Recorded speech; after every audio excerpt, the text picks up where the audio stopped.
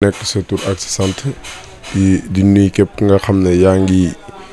xool li nga xam ne mooy site internet thies24.com di jaajëfal ñëpp di nuyu ñëpp maa ngi tudd Abdoulaye Gaye responsable ACT Alliance pour la citoyenneté et le travail du parti politique Abdoul Mbaye nekk aussi en tant que adjoint au niveau national chargé des élections des jeunes donc dëkk Thiès dëkk Grand Thiès teewoon fi tey nag pour parti ACT Alliance pour la citoyenneté et le travail. yow avant ACT est-ce que doon nga yëngu ci politique. waaw doon naa yëngu ci politique avant ACT Alliance pour la citoyenneté et le travail maa ngi woon ci parti politique Bokk Gis Gis mi nga xam ne Pape Diop ancien maire de Dakar moo ko jiite woon di liggéey ak ñoom pendant des années parce que lu ma dugal ci politique dama ko yàgg wax nekkul loo xam ne xaalis la wala matériel mais da nga xam ne lu ma dugal ci politique mooy gis tànku Sénégal ak Sénégal fu mu nar a jëm mu leer na ni ñu ñooy naw yi nga xam ne ëllëg si biir bu yàlla defee jàmm loxo Sénégal suñuy loxo lay mujj donc dafay laaj dès à présent ñu engagé wu dugg ci milieu politique mais faire de la politique autrement. lu la jëlee ci Bokk Gis Gis nag. waaw comme lu ma jëlee ci Bokk Gis Gis comme ni nga ko waxee faire de la politique autrement su ma jugee ci Bokk Gis Gis te gisuñu ma parti au pouvoir automatiquement xel war naa dal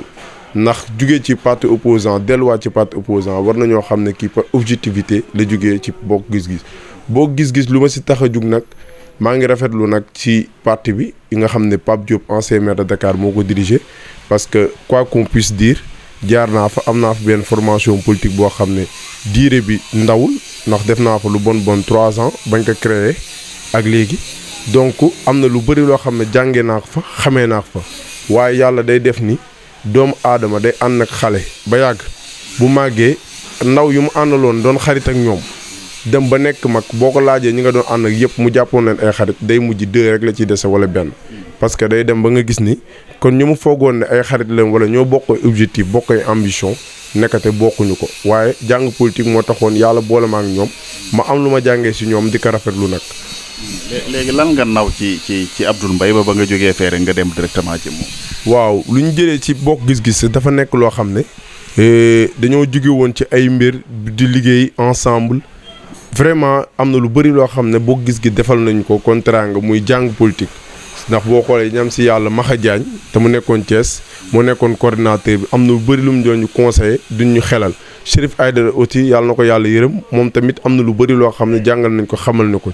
mais ñoom ñaar bañ laa ko jóge fi nag ñi nga xam ne ñooñu doon dëfal duñ fa téye buñ dul woon gis loo xam ne doyuñu ñu doon dëfal duñ ko téye nekkatuñ fi te ñun ay naw la ñu mënuñu chaque jour ñi nekk ci yenn problème yi moo tax ñi quitté Bokk Gis Gis dem ci Abdoul Mbaye lu tax ñi dem ci mooy dañoo gis ni quoi qu'on puisse dire Abdoul Mbaye nit koo xam ne mosuñu koo dégg ci yëfu caaxaan mosuñu koo dégg ci lu ñaaw mosuñu koo dégg ci lu bon xam nañ ni tamit liggéeykat la boo xam ne Sénégal tey jii nu ñu soxlaa politique mooy faire de la politique autrement te boo xoolee Abdoul Mbaye physiquement même buñ la ko waxul rek boo xoolee xool jaar-jaaram rek dañ ne lu nëbb ci xool feeñ ci kanam boo xoolee lu jaar-jaaram xool lépp rek war nga am notion tuuti ci li nga xam ne mooy profil Abdoul Mbaye ñi gëstu nag gëstu programme am doy ñu ay waxam doy ñu liggéeyam ak parcours am fu mu jaar doy ñu gis ni aussi Sénégal bu mu nekkee situation dëgg ba maître Abdoulaye Wade mi nga xam ne moo nekkoon le président de la République xam ne ñotti na ni ku war a jëli réew mi dina tële ci wàllum économique réew mi mu daal ne kii de bés bu jëlee réew mi économiquement mënu gérer Sénégal te effectivement maître Abdoulaye Wade avait raison du question dafa jël xaalis Sénégal gaspillé ko yàq ko mais amoon na possibilité génn di lijjanti ak di wët ay coopération yoo xam ne Sénégal investissement xaalis dina fi am lépp dina fi am mu xam ne kii ta fi nar a ñëw nag daanara tëll ci wàllu boobu kooku nag xam ne aussi que Abdoulaye Wade lu mu wax dëgg la parce que moo ko yar xam na ni amul capacité yooyu mu dem seeti Abdoul Mbaye kon ñun ni ñu gisee Abdoul Mbaye mu doy ñu def ko le premier ministre parce que quoi qu'on puisse dire ñëpp xam nañ ni Abdoul Mbaye dañ ko doon woowee le redresseur des banques parce que économiquement il est fort dafa mën stratégie permettre li nga xam ne koom-koomu réew xam na nu mu koy gérer xaasu réew xam na nu mu koy defee même bu du xaas réew ak banques yi ñëpp gis nañ ni liggéeyam rafet na ci wàllu boobu ñu gis noonu yëpp ay anam yoo xam ne motivé nañu yóbbu nañu ci moom moo tax ñi dem di bëgg a liggéey ak moom te yaakaar nañ tamit liggéey bi tamit day dem ba présidentielle passe présidentielle parce que loolu suñu objectif. lan mooy sa gis-gis ci tolluwaayu réew mi tey. lu ma gis sama gis-gis si tolluwaay réew mi mooy wax dëgg fa yàlla réew mi ku ne réew mi neex na waxoo dëgg ndax dañ ne cin bu naree neex bu baxee dafay xeeñ mais Sénégal lu muy gilli instant yi ñëpp xam nañu du xeet gu neex quoi qu'on puisse dire te ku fi wax dara rek ñu jësi la wala ñu wax la benn affaire comme mel ni kon Sénégal nekkul pays démocratie mën nañu wax monsieur le président de la république yooyu ay respect la suñu war la mu neex ñu naqari Macky Sall il est le président de la république du Sénégal mooy suñu président ñun ñëpp waaye dara bu doxul ñëpp am droit wax ni doxul ñëpp am droit am liberté wax ni lii doxul. mais Ablaye yaa ngi koy wax ni yow tamit. yow droit boobu kay yaa ngi koy exercer fi mu ne parce que yaa ngi wax ni doxul. lu tax moo wax loolu mooy boo xoolee man maa ngi koy wax. je suis libre de le dire mais am na ñoo xam ne toll nañ foo xam ne peut-être man su ma waxee wax ji nu mu waroon amee ampleur nu mu waroon doxee su ma waxee loolu rek automatiquement rek commencé nañoo andi Ablaye ay jafe-jafeñ foofu laay waxee parce que boo xoolee ñaata opposant ñoo nekk ci prison bi ñaata opposant kuy gêné rek yaa ngi prison le président Abdoul Mbaye moom kaawam ak soxnaam est-ce que yoon la ñi koy jël di ko médiatiser te pourtant ku nekk am na fi problème ak sa soxna. mais la moo tax ñi jël loolu di ko médiatiser parce que on sait que ni maintenant xam na ni Sénégal ñu ko téye teguñu ko ci yoon boo xam ne dina jëmale développement mu ñëw dugg ci arène politique pour faire de la politique autrement nag day def politique mais day def politique boo xam ne bokkul ak ñeneen ñi ni ñuy defee politique ñu bëgg kaa andi problème créer ko mu nekk ay problème yoo xam ne da ngay gis ni Sénégal éducation bi doxul santé bi doxul dara doxul bay bi doxul dara doxul tey jii cas bi boo duggee ci àll bi nag yaa ngi dee yëpp a ngi dee la moo tax parce que gouvernement bi fi nekk daa waroon tey wët ay matuwaayam yoo xam ne day réserve li nga xam ne mooy tey bu nawet doxul dara doxul sàmmkat yeeg baykat yi ñi xam nan leen di jàppalee ba couvrir leen ba nga xam ne buy am ampleur sax problème du mën a yegg ci yenn danger yi kon moo lay wan ne kon situation Sénégal fu mu toll nii lu garaaw la loo xam ne ñëpp xam nañ ni lii moom dëgg bu wér péng ne Sénégal doxul dara doxu fi te lu fi nekk dañ ko fee war a jëlee te li ko fiy jëlee nag mooy amul kenn kuñ ci doy kenn te yaakaar naa ne aussi sénégalais yi loolu mooy seen problème boo waxee ñi ne yéen seen leader dafa noppi mais noppi boobu moo arrangé Sénégal tey jii Sénégal soxlootul kuy rëy làmmiñ kuy saaga wala kuy waxoo ju ñaaw mais dafa soxla koo xam ne liggéeykat la am fulla ci boppam am dignité ci boppam te Abdoul Mbaye kuy papaam Kéba Mbaye conférence bu gën a mag ci université ñi def éthique monsieur Kéba Mbaye moo ko def boo xoolee histoire Sénégal élection yu fi jar a jaar justice bu mu ci doxal bu mu jaral ko mu démissionné ñëpp xam nañ ko kon kooku mun laa yar def si yow éthique ngay ñëw di niru leneen te liggéeyam da ko wane ni moom la koy papaam yare mu ngi koy jëfee. yow xeexu Thiès bi noo ko gisee fii parce que APR ñoom nee nañ dañuy jël dëkk bi yoon de. xeexu Thiès bi man ay ree lañ ma def nga Thiès quoi qu'on puisse dire tamit Thiès dafa nekk dëkk politique bu mu doon moo tax ku nekk dalay jaral lu nekk mais du noonu gis nga nañ waxante dëgg gis nga Thiès duñu ay dof Thiès boo xoolee képp ku fi nekk taxaw boo xam ne pour di développer Sénégal la mais ci biir développer Sénégal boobu noonu Thiès da cay wuteeg yeneen régions yi nan la ci wuteeg yeneen régions yi moom buy ànd ak nit ci fulaak fayda lay ànd mais du ci alal mais bu doon loolu président yu bëri jaar nañ fi ñaata yoon lañ fi investir ci ay milliards gañëw ñu Thiès réalité bi ju loolu Thiès du question ay milliards nga leen di jox voilà te kuñ topp du leen jox dara affaire bi lan la ay stratégie la yoo xam da nga leen di wan ni lii la liggéey nga gëm liggéey laa gëm ñu ànd ak yow ci loolu mais du ay xaalis moom moo lay kii dañ koy def rek di yaakaar seen xaalis comme d'habitude duñu gagné dara. est-ce que yéen yaakaar ngeen a gagné Thiès yéen incha allah am na stratégie yoo xam ne ñoo ngi koy teg stratégie yoo xam du ay nax du ay naxamaay mais ay liggéey la ñun ay doomu Thiès lañ tey jii damay wax ni le président Idriss Seck il a beaucoup fait pour Thiès on l'accepte mais tey jii man en tant que jeune boo xam ne damay affronter milieu politique am ay ambition pour Thiès yaakaar naa ne tey jii ambition bu ma am bay ànd ak président Abdoul Mbaye possibilité yi Idrissa Seck amoon le président Idriss Seck amoon ba nekkoon premier ministre Abdoulaye Wade wala mu nekk leneen beneen fonction ba nekk fa bu mën a def lii Thiès man tey jii su ma demee ba am possibilité yi dinaa def lu Idrissa Seck deful parce que gëm-gëm boobu laa am Thiès wala fii laa juddoo fii laa yaroo te am na lu ma bëggal Thiès te incha allah lu si kanam raw lu bët. Thiès di lim nañ ay personnalité yu bari ni yoo xam ne war nañoo mën a nekk candidat yow loolu ban gis-gis nga ci am ci sa wàllum jàngat politique. ah bu ñu limee ay personnalités yu bëri na ne war nañoo nekk candidat man je pense que ñoom am na ci droit parce que démocratie pays boo xam ne dañu jàpp ni pays démocratie la kon lu ñu war a def la lépp ki nga xam ne taxaw nañu yaakaar ni kii doy nañu pour wala doy na leen pour ñu war a mën a postuler pour candidat war nañ leen mën a bàyyi pour ñu postuler wu pour candidat mais boo xoolee système politique bii ñi nar a defee ay affaire parrainage ay affaire yooyu yëpp pour gàllankoor ñi nga war a xam ne ñoo war a postuler wu pour dem présidentiel mais loolu taxul tamit dañ ne ko ñaane sa nono sa déewin ñaaw des fois nit ki dina def loo xam ne ngir ñi ko war a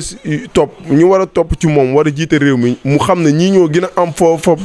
favorable pour jël réew mi mu leen di andi ay gàllankoor mais loolu day gën a andil boppam problème rek waaye du réussir si loolu. Ablaye parrainage du mu nekkee gàllankoor parce que ñëpp ay wuti. même moom mi ko kii day wuti comme ñëpp te ñoo tolloo lu ñuy wuti. koo koy wax dëgg yàlla nag amul gàllankoor. gàllankoor gu may wax mooy tey jii bu fekkee parrainage nga def nga ne léegi signature bi yow su ma la signalee amoo droit signer keneen mais man maa jël affaire bi kenn wóoruma man maa joxe idée bi maa ko appliqué par force ñu def ko par force nag laa la wax nii parce que boo xoolee histoire di nga xam ne parrainage bi dañ koo jàlle biir ensemble par force mooy ñu bëri di joytu na dañ koo war a saytu dañ ko war a xool nga ne par force dañ ko voté xuloo am fa teewul def nañ ko maanaam tey jii su ma la signalee aw ma droit signaler keneen mais man mu nekk parti au pouvoir ku ma wax ni ëllëg si biir mun naa andi ay dossiers yoo xam ne ku ma signal na Abdoul Mbaye léegi comme ça Abdoul Mbaye le président Abdoul Mbaye nekkul ci man ACT nekkul ci man bokkuñu léegi kii itam a signé ëllëgee ma annulé sa mbas annulé basam sa mbas dama koy conservé basam dama koy annulé. parce que amul benn loo xam ne preuve la luy leer ni bés bu ñuy saytu yooyu opposants yi dañ ci am ay nit yoo xam dañuy toogal pour xool loolu man d'accord naa parrainage mais bés bañ koy def nag nañu fexe ba nga xam ne ñiy contrôler signature yi di xool ni kii parrainel nañ ko parrainel nañ koy mu ëpp nombre de opposants yi war a dem présidentiel ñu toog. parti au pouvoir toog ñuy contrôler kii bu xoolee kii jël jotali ñu noté boobaa problème du am man ragaluma loolu waaw. Ablaye Thiès nga dëkk élection locale yi passé gis nañ ni Idriss Seck moo gagné dëkk bi jël ko dénk ko Talla Sylla la gis nañ na mu mujjee yëpp yow ban gis-gis nga am ci loolu. waaw gis-gis gu ma ci am mooy le président Idrissa Seck dafa nekk koo xam ne dafa toll si toll boo xam ne dafa am benn ambition ak vision moo tax man dama koy accepter li nga xam ne moom la gëm. lu mu gëm mooy tey jii daa am foo xam dañ ne xar day weesu mbote peut-être idéologie am du question ak philosophie am du question ni dafa xeeb mairie de Thiès wala dafa xeeb leen mais di nga dañ ne nit politicien dafay am base am boobu lay conserver moo tax ba léegi muy dem élection maire mais tey objectif am ak lu mu defagum Thiès peut-être looloo tax mu yaakaar ne du toogaatee biir mairie bu de Thiès day jéem a wàcce boppam wala day jéem a tuute wala dina jox ñeneen sansam pour ñu liggéey ay liggéeykat yaakaar googu mu amoon ba leneen am ci. ñëpp gis nañ ko te loolu lu tax mu am sax du moom kese du président Idrissa nañu wax dëgg ndax boo xoolee Abdoul Mbaye ñoo ngi naan le président Abdoul Mbaye élection yi passé gañewul dara mais nañu wax lu tax gañewul dara Thiès gii rek ñaar ñu fi investiroon dañoo dem ba ci biir DGC campagne ñu defuñ dara kenn xamul lu tax nga xool yeneen raisons yi tamit yëpp am na ñoo xam ne dañ leen a jënd ngor leen ak seen xaalis fay leen xaalis ñu ñëw croiser les bras démissionner bàyyi parti bi léegi bu fekkee nga amul ci nit yaakaar nga investir ko def ko ci liste te liste yi dem na ba pare pour ensemble te moo la waroon campagnal foofu parce que foofu dëkkoo fa département boobu dëkkoo fa léegi mu croiser les bras amoo ku la fa campagnal est-ce que di nga am benn résultat bu positif doo ko am réalité bi la ñu waxul réalité bi dañoo war a wax ni bien vrai que amul résultat bi mais ñun ñii suñuy pexe ak suñuy mbir fexe nañ ba lii am te ñun comme c'est on va faire de la politique autrement moo tax laajul woon ñiy génn di ngañ ak di saaga mais lu ñuy def dañ koy def ak yarute dañ koy def ba nga xam ne ëllëg si biir ñëpp dinañ xam ne lii moo taxoon ñu am gàllankoor yi te incha allah dañ ne gàllankoor bu si nit jàllee rek da koy éveillé wu mu tax ëllëg si biir du loolu tax a daloon dootu ko dal. kii de kam dénkoon léegi Macky lay campagnal léegi. ku mu dénkoon léegi Macky lay campagnal mais loolu nekk na loo xam ne Thiès waa yi defuñu le président Idrissa comme ça moom def na erreur parce que nul n'est parfait dafa def erreur bu mu def mooy confiance bu nit ñi amoon ci moom koo xam ne yàggut ak moom noonu nekkul ci partem à 100% nga jékki-jékki jox ko mairie bu toll ni mairie de Thiès bu ko deful woon lii tamit am na leneen lu mënoon xew moom bu mu koy def waroon na koo def ak xel te xel bu sell boo xam ne dina xoolaat ba xam ne kii soo xoolee physiquement xam ne kii warkat la. soo xoolee physiquement di nga xam ne Talla Sylla moom warkat la même au milieu yi muy affronté ngay gis muy taxaw maire bi mel moom maire mën nga am benn kii nga disponible nga am benn ouverture mais micro bu ñu ko jox muy way luñ ko jox muy way nga xam ne kii wayul da ngay xam ne kii physiquement man tey jii bu doon man du ma ko jox moom xam na ni erreur la te yaakaar naa ne erreur boobu dootu ko dal ci politique mais ñun lu ñu gën a concerné daal mooy le président Abdoul Mbaye mi nga xam ne xool nañ ni moom rek moo taxaw tey pour faire de la politique autrement te du saaga du lenn mooy liggéeykat parce que bu ñu ko fàtte à l'âge de 25 ans 27 ans nekk na fi directeur banque donc. Ablaye ñu jeexale ci foiru Noto ba parce que am na lu fa xewoon am na loo fa def de Ablaye am na benn njombe boo def ca foire ba de ci kanamu sous-préfet loolu nu mu demee woon. waaw man moo tax ma ne la dafa am benn tubaab bu ma doon waxtaanal tubaab bi ne ma le Sénégal c'est un pays de merde ma muy xuloog moom lu ne wax naa ko mais wax dëgg fa yàlla boo xoolaatee mbir yi ba doy di nga xam ne vraiment li nit ñi di ñu xoole ba ñuy taxé di nga xam ne neexul ba neex bu ñu remettre en question lu ñuy wax ak lu ñuy taxé am na lu ci am parce que man mënuma concevoir le président Abdoul Mbaye personnalité am ñëpp xam ne liggéeykat la ñëpp xam ne bu mu nekkee premier ministre 1 an et quelques mois rek lu mu def Sénégal kenn jooyul woon xaalis kenn waxul dëkk bi dafa lii dëkk bi dafa Macky wala dafa lenn kenn waxu ko kenn jooyu ko mais bu mu fi jugee nañ ko seetlu si le Sénégal commencé am ay problème démocratie si le Sénégal commencé am problème économiquement si le Sénégal amee problème yi nga xam ne yu bëri da ngay gis ni Sénégal doxatul mais du question lu mu fa jugee moo tax loolu mën a am waaye compétent bu mu ci amoon ak liggéey bu mu ko amoon doon ko def buñ ko wóyaloon problème boobu du am mais bu mu fi jugee loolu am ñu xool ci personnalité Abdoul Mbaye boole ko ci les parrains d'honneur ma teewal ko fa sama personnalité ma dem foofu parce que amul woon benn disponibilité bi ma dem comment il se peut ma yëkkati discours ma wax nii l'ensemble ñi nga xam ne ñoo fi teew commencé sur monsieur le maire représentant parce que Alioune Sarr ñëwul woon te mairie moo nekk à côté ce lendemain ba lay soog a ñëw nga xool ni nu mu tuddati le préfet ma nuyu ko parce que moom tamit nakate man préfet fi sax laa toogoon ne moom moo doon def loolu mais c'est nakate adjoint am la woon c'était mais il était en tenue ba ñuy wax préfet la ñu waxoon sax bañ koy jox micro sax préfet la ñu waxoon parce que il était en tenue nakate adjoint am la woon Mansour Gueye ma ñëw nuyu chef de village yi nuyu ñëpp ñu fa toog commencé sama discours ne alliance pour la citoyenneté et le travail di acte di Abdoul Mbaye ma représenté ko tudd Abdoulaye Gueye ñoo ngi rafetlu ak le président Abdoul Mbaye ci li ngeen xam ne mooy développer Sénégal parce que lu ciy mel ni foire mouton ñi def ko biir Notto Diobass mu nekk première édition Ndongo Fall initié ko mu nekk jeune bu dynamique jeune travailleur boo xam ne ñëpp xam nañ ko ci biir Diobass si wàllum gëm wàllum développement def Abdoul Mbaye parmi les parrains parmi tant d'autres parrains ma yëkkati fa kàddu di wax ci liggéey ga rafet ga ñu liggéeyal ñii luy développer Sénégal préfet nekk sa l'adjoint du préfet nekk sama ginnaaw di woo Ndongo na nañ ma arrêté ndax lan Abdoul Mbaye am fa place. loolu rek laa wax discours yi mu ngi YouTube nañ def première fois édition Notto Diobass ñu xool. sama discours bu ñu ko dégloo dinañ xool ba xam man am naa droit wax foofu wala aw ma droit wax ñu ne Abdoul Mbaye le président Abdoul Mbaye amul droit wax ba dafa doon budde ñi mu toogaloon ñoo téye ko du waxtaanee di ko wax bu mu toog ndax lan critique wu ma fa le président Macky Sall waxuma fa wax bu ñaaw waxuma dara mais le fait que ma wax ju rafet par rapport ak ambition Abdoul Mbaye le président Abdoul Mbaye ñi ne ma naa noppi pour quelle raison moo tax da ngay xool ni Sénégal. doxul ci démocratie doxul ci dara ndax exemple sànq maa ngi lay wax démocratie nga ne ma yaa ngi di wax may démocratie yamul foofu kese démocratie moo ngi ciy yem ba nga xam ne ki nga xam ne dafa taxaw ci wàllum développement di ci agir wala di ci contribuer waroo koo mën a tere wala nga di ko xañ mais dañ ne ude lu mu la gisee rek la lay ëwalee mais des fois nag ude dina la gisee loo xam ne yaakaar bu tas lay doon parce que dina yaakaar ne kii amul fulla ci lu muy def mais billaahi waroon nañoo jéem rek. man du ma saaga du ma def dara mais buñ juumoon ba ñëw di jéem a nangu affaire boobu ou bien préfet di jéem a jug di ñëw dina xam ne day sénégalais may sénégalais mu am nationalité mu am nationalité. Ablaye looy tàggatoo. lu may tàggatoo daal mooy waa Thiès waa Sénégal ñëpp lu ko wër maa ngi leen di ñaan ngeen gëstu new ma leen maa ngi leen di ñaan ngeen ànd ak Abdoul Mbaye mais maa ngi leen di ñaan ngeen gëstu personnalité le président Abdoul Mbaye doomu Kéba Mbaye mi nga xam ne liggéeyal na Sénégal ci wàllu justice lu rëy rëy. ki nga xam ne conférence bu gën a rëy ci wàllum éthique nga xam ne alliance pour la citoyenneté et le travail mu englobé éthique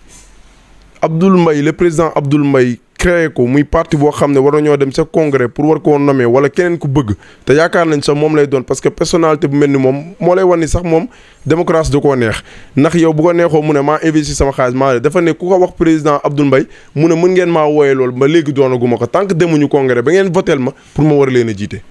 kon kooku idéologie am ak idéologie ñeneen ñi bokkul nga man lu may tàggatoo mooy sénégalais yi gëstu leen ngeen xam kan mooy président Abdoul Mbaye